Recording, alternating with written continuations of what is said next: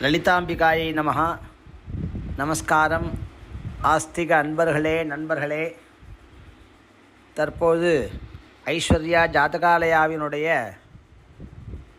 ஆன்மீக பயணமாக லலிதா சகஸ்ரநாம பாராயணம், ஆராதனம், அபிஷேகம், 2 லட்சம் ஆவருத்தி, குங்குமார்ச்சனை போன்றவைகள் நம்முடைய ஐஸ்வர்யா ஜாதகாலயத்தின் சார்பாக ஐஸ்வர்யா ஜாதகாலயத்திலேயே மகளிர்களாக கொண்டு அப்பெரும் விழாவானது ஆடி வெள்ளி அன்று, அதாவது ஆகஸ்ட் 2ஆம் தேதி நடைபெறவிருக்கிறது. ஆகையினாலே அனைத்து பக்தர்களும் அங்கே கலந்து கொண்டு அம்பாளின் அம்பாள் அனுகிரகத்தை பெறுமாறு பிரார்த்திக்கிறோம். அனைவரும் அவசியம்